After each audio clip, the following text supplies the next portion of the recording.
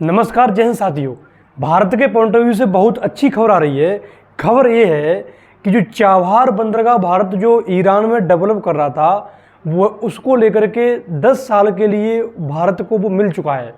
क्योंकि इससे पहले क्या था कि वो चाबहार जो बंदरगाह था वो शॉर्ट टर्म के लिए भारत के पास था, एक लंबे समय के लिए भारत के पास नहीं था।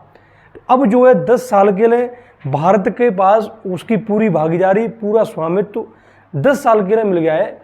ये बहुत जो है अच्छी खबर है, महत्वपूर्ण खबर है। और ईरान और इजराइल में जिस तरीके से कॉन्फ्लिक्ट हो रहा है, उस बीच इस खबर का आना काफ़ी अपने मायने में महत्वपूर्ण है। तो आखिर चाबहार बंदरगाह क्या है, इस बंदरगाह के माध्यम से भारत को क्या क्या फ़ायदा होगा, किस प्रकार से हम चीन को काउंटर करेंगे, चीन का जो सी पैक कॉरिडोर है उसको कैसे हम नियंत्रित कर सकते हैं, ये सारी जानकारी हम आपको देने वाले हैं। अगर आप नए हैं तो चैनल को सब्सक्राइब जरूर कर लेना, जिससे कि आपको जितनी भी वीडियोस मिले उसका नोटिफिकेशन मिलता रहे। चलिए तो देखिए, चाबहार बंदरगाह बेसिकली भारत जो है ईरान में डेवलप कर रहा है। यहाँ मैं आपको थोड़ा सा मैप दिखाऊं तो ये जो मैप है आपका, ये एशिया का मैप है, ठीक है। यहाँ आपको दिख रहा है ईरान, ये आपको ईरान दिख रहा है ना, इसी जगह भारत डेवलप कर रहा है चाबहार बंदरगाह। क्या नाम है उसका? Chabahar port. ये चाबहार पोर्ट भारत के लिए कई मायनों में महत्वपूर्ण है। आर्थिक रूप से महत्वपूर्ण होने के साथ साथ राजनीतिक और भौगोलिक दृष्टि से भी महत्वपूर्ण है। कैसे, हम बात करते हैं। यहाँ थोड़ा सा देखिएगा आप, ये आपको पाकिस्तान का मैप दिख रहा है ना। पाकिस्तान के बलूचिस्तान प्रांत में इस जगह चाइना डेवलप कर रहा है ग्वादर पोर्ट। क्या नाम है उसका? ग्वादर पोर्ट। ग्वादर पोर्ट आप मान लीजिए बिल्कुल ईरान के बॉर्डर पर है, इस जगह पर, ठीक है ना। तो चाइना डेवलप कर रहा है ग्वादर पोर्ट, और इसी ग्वादर पोर्ट से उसका जो प्रोजेक्ट है सी पैक, वो सी पैक प्रोजेक्ट जो है वो इसी ग्वादर पोर्ट से जा रहा है। यानी कि हम कह सकते हैं कि चाइना इस सी पैक के माध्यम से, ग्वादर पोर्ट को डेवलप करने के माध्यम से कहीं ना कहीं वो अरेबियन सी में, अरब सागर में अपना इन्फ्लुएंस बढ़ाने की प्रयास कर रहा है। क्योंकि ये जो अरब सागर है, ये पूरा अरब सागर कई मायनों में महत्वपूर्ण है ना। क्यों महत्वपूर्ण है अरब सागर? अरब सागर इसलिए महत्वपूर्ण है क्योंकि यहाँ जो फारस की खाड़ी होगी और आपका जो हरमुज जो जल संधि है, इस जल संधि के माध्यम से लगभग 40% तेल का आयात होता है। यहाँ से तेल जो है जाता है बाहर की तरफ, ठीक है ना।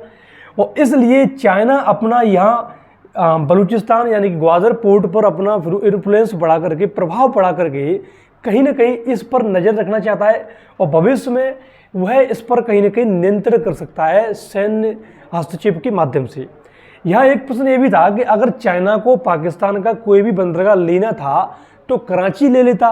कराची बंदरगाह लेने में क्या हर्ज था भाई? कराची बंदरगाह यहाँ पर था, लेकिन उसने कराची न लेकर के ग्वादर लिया। क्यों लिया ग्वादर? उस ग्वादर इसलिए लिया क्योंकि उसे पता है कि जो चाबहार बंदरगाह है और ग्वादर बंदरगाह की जो दूरी है वो बहुत कम दूरी है, नज़दीक है बहुत, इसलिए उसने ग्वादर पोर्ट लिया। और भारत क्योंकि इस प्रोजेक्ट पर 2015 से काम कर रहा था, 2015 से जो है भारत ग्वादर चाबहार बंदरगाह पर काम कर रहा था। तो चाबहार बंदरगाह बेसिकली ईरान में स्थित बंदरगाह भारत के लिए जो है काफ़ी महत्वपूर्ण होगा। यहाँ थोड़ा सा हम देखिए, आप भारत क्या करेगा कि इस चाबहार पोर्ट के माध्यम से भारत जो है सीधा सी रूट के माध्यम से चाबहार पोर्ट पर पहुँचेगा, और चाबहार पोर्ट के माध्यम से भारत जो है रेल लाइन के माध्यम से सेंट्रल एशिया और इधर जो है आपका रूस होते हुए यूरोप जा सकता है। सेंट्रल एशिया की हम बात करें तो सेंट्रल एशिया में 5 देश हैं। इन 5 देशों को जाने के लिए भारत के पास अभी तक कोई भी रास्ता नहीं है। साथ ही अगर भारत जो है अफगानिस्तान जाना चाहता है, यहाँ देखिए आप, ये अगर भारत अफगानिस्तान जाना चाहता है तो अफगानिस्तान जाने के लिए भी भारत के पास कोई रास्ता नहीं है।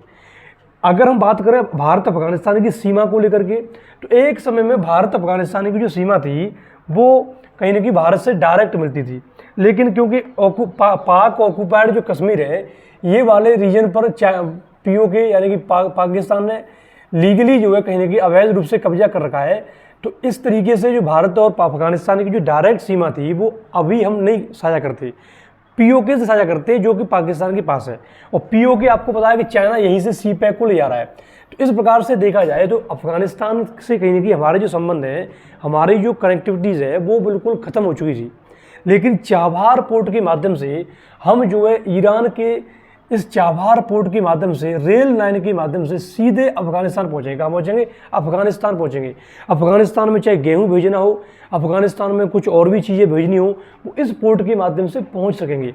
अफगानिस्तान हमारे लिए रणनीतिक पॉइंट ऑफ व्यू से बहुत महत्वपूर्ण है, क्योंकि मध्य एशिया के 3 देश जो है अफगानिस्तान से अपनी सीमा साझा करते हैं। कौन कौन से? तो आपके तुर्कमेनिस्तान, उज्बेकिस्तान और यहाँ एक देश और है आपका तुर्कमेनिस्तान। इस तरीके से ये जो देश हैं ये अफगानिस्तान से अपनी सीमा साझा करते हैं। तो ये मध्य एशिया के जो देश हैं ये भारत के लिए बहुत महत्वपूर्ण है, क्योंकि इन मध्य एशिया वाले जो देश हैं यहाँ चाइना अपना इन्फ्लुएंस बढ़ा रहा है। चाइना जो है अपना जो पूर्वी कॉरिडोर है उसके माध्यम से इन मध्य एशिया वाले देशों से कनेक्टिविटी दिखा रहा है और व्यापार में कहीं ना कहीं वो अपना प्रभाव बढ़ा रहा है।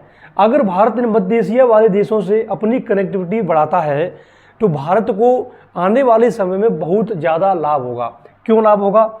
इसके पीछे रीज़न है, क्योंकि जो कजाकिस्तान हो गया, उज्बेकिस्तान हो गया, किर्गिस्तान, तजाकिस्तान, तुर्कमेनिस्तान, ये जितने भी मध्य एशियाई वाले देश हैं ये एक समय में रूस का हिस्सा थे और 1991 में रूस से ये अलग हो गए।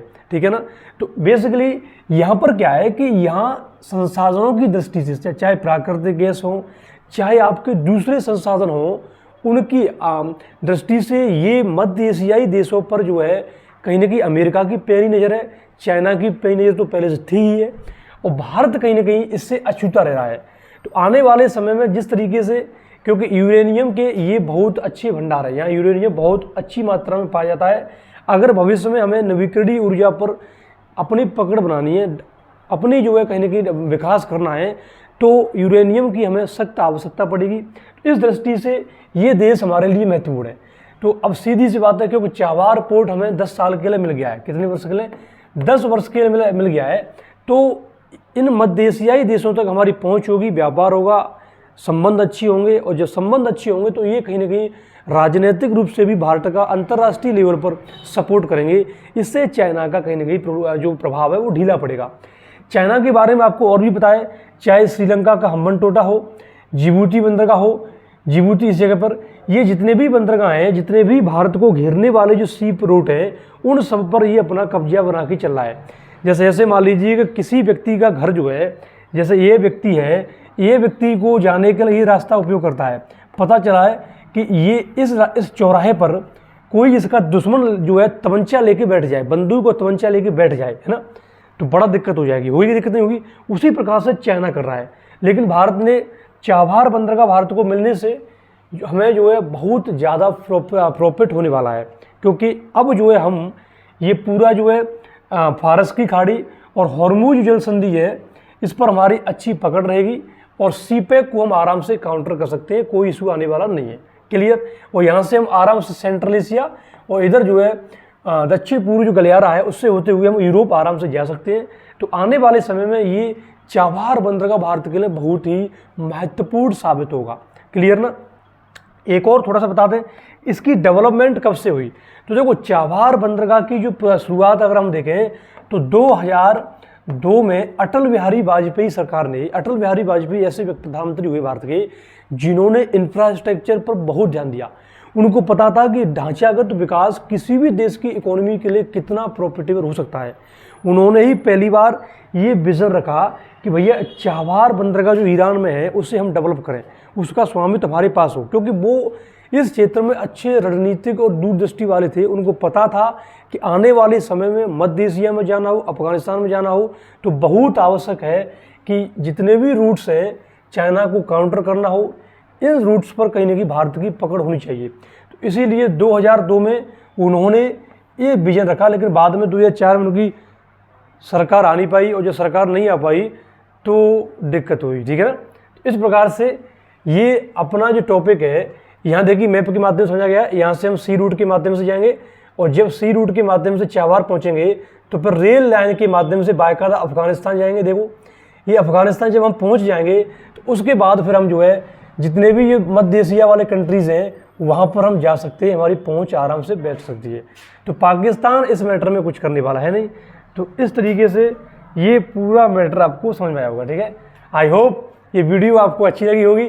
वीडियो पसंद आए तो लाइक करें, कमेंट करें और चैनल को सब्सक्राइब करना न भूलें।